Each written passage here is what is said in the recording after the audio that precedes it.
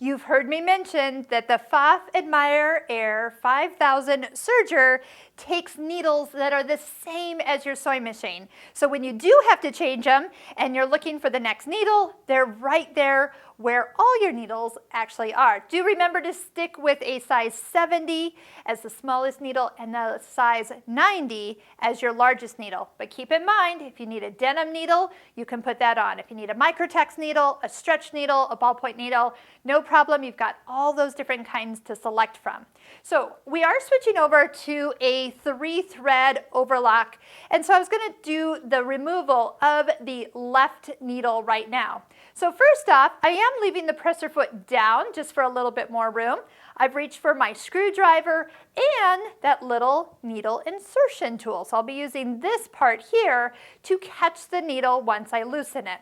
First, we're going to take the hand wheel and kind of bring the needles all the way up. And if the looper is kind of in position, I'm going to just turn it a little bit away so the looper kind of moves out of the sequence. All right, the yellow thread, the one on the left, is the one I'm going to remove.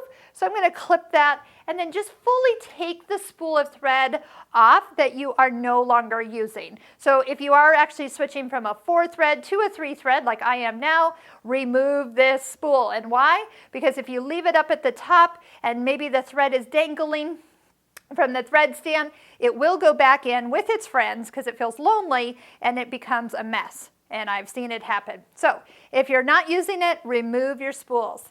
Next, take your little needle insertion tool, which by the way, there's a flat side back here. So when you actually go up and to use this when we put it back in, we'll slide this up and it'll hold the flat side to the back when we go to get it tight.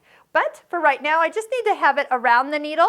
And I'll look at the top. The top screw has an L beside it, and the bottom screw has a right. So if we're taking the left needle out, I'm just going to gently loosen that screw at the top. And I can feel when it almost just lets go of the needle. Give it a little wiggle. It drops into the holder, and you can set it aside.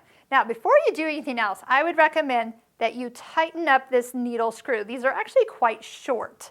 And short means that they can wiggle loose and they're not fun to find later. So give it a little turn. Now you'll notice that I turned it quite a bit further than when I took it out. So now when you go to put the needle back in, the screw is blocking the hole. So we're going to need to unscrew it far enough so that the needle can go all the way up to its highest position, and then the screw will be tightened on the needle. Let's do that actually together.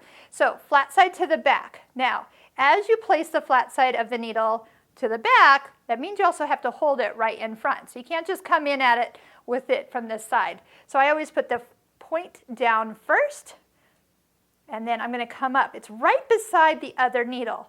Now, I can tell I'm not all the way up because I didn't loosen the screw, but there's one more trick I want to show you. So let me go ahead and loosen this screw. And I can loosen it until really the holder kind of forces the needle all the way to the highest position, and then we'll tighten it. Here's what I want to show you. The needles are actually 2 different heights. So the needle on the left is higher up. So when you're looking at them, they're like this. So when you're looking at a left needle, it'll be slightly higher than the right needle. And that's a great way to kind of test if you got it all the way up for putting it in correctly. Also, your needle threader will line up with the hole. And if it doesn't, that means it might not be in the correct position. So those are a couple little tips that I always tell my students when they're taking the needles in and out. How often do you need to change needles? Okay, this is where I have to confess a little bit. When needles need to come out of a serger, it's probably long overdue. Because if a serger's working, we're just using it. We're pushing that pedal to full speed ahead.